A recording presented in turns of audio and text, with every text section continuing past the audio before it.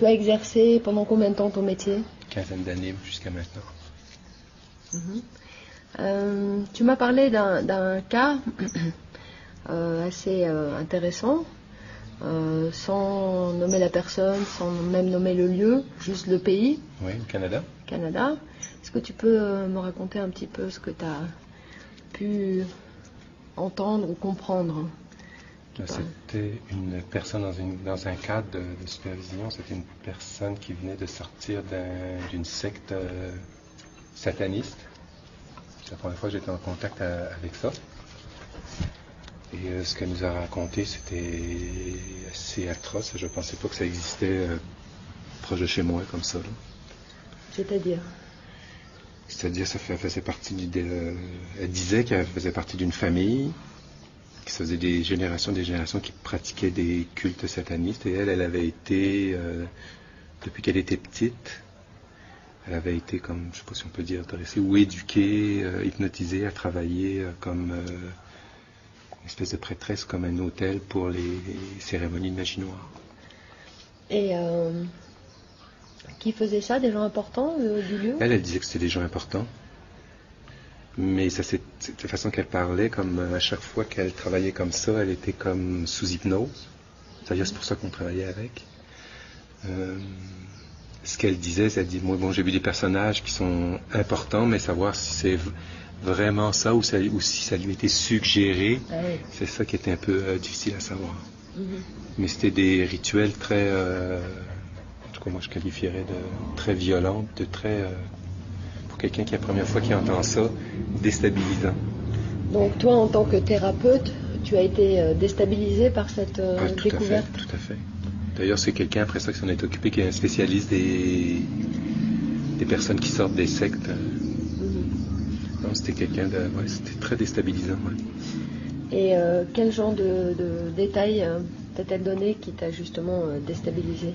Le fait qu'elle servait d'hôtel, puis qu'il y avait tout le temps comme une certaine magie sexuelle autour de ça, puis qu'il y avait eu des sacrifices d'enfants sur elle, et je pense que ça suffit à déstabiliser quelqu'un. Des sacrifices d'enfants de quel âge? Des jeunes enfants, très jeunes. Je peux pas te dire plus, là. Des bébés aussi? Oui, des bébés, c'est ça, surtout. Ouais. Et c'est ça qui était le plus atroce pour moi dans ce que j'ai compris de ce qu'elle disait, c'était qu'elle était l'hôtel où les sacrifices se faisaient. Elle était la plateforme sur laquelle s'effectuaient les sacrifices. Ouais. Et ces bébés qu'il sacrifiait, est-ce qu'elle t'a dit comment il les obtenait? Non.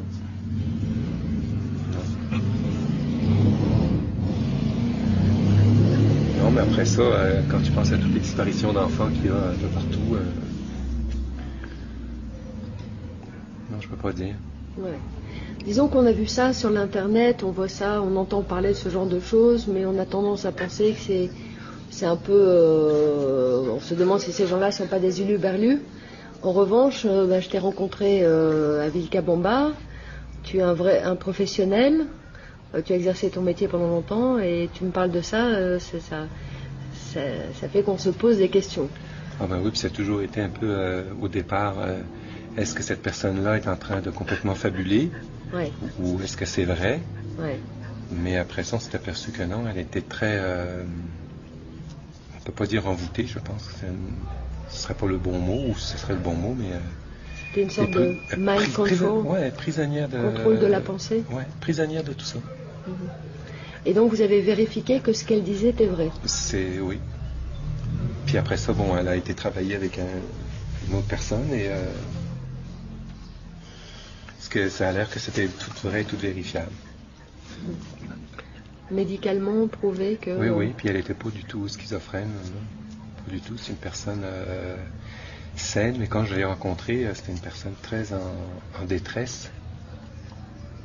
C'était vraiment...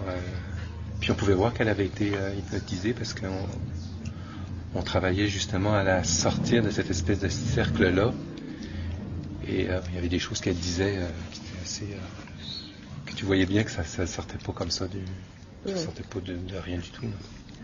Est-ce qu'elle a donné des chiffres sur le nombre de gens qui sont Là, je ne me rappelle plus. Je peux te dire qu'il devait y avoir des fois dans les cérémonies peut-être 15-20 personnes, des fois il y en avait moins. La C'était fréquence, très des familles, hein, c'était des familles.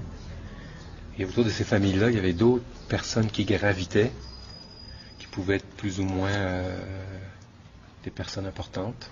et pourquoi ces familles? Est-ce qu'il y avait un côté génétique qui était important? Oui, c'est des familles, ça fait des générations qui sont comme ça. Mhm. Donc les enfants, les parents élèvent leurs enfants comme ça et ça se suit comme ça. Mhm. Il n'y a pas tellement de tendresse là-dedans. Là. Et est-ce qu'il arrivait qu'ils sacrifiaient un de leurs enfants? Ça, je peux pas te dire. Je sais pas ça. Ben déjà, je trouve que elle, c'est comme un sacrifice aussi.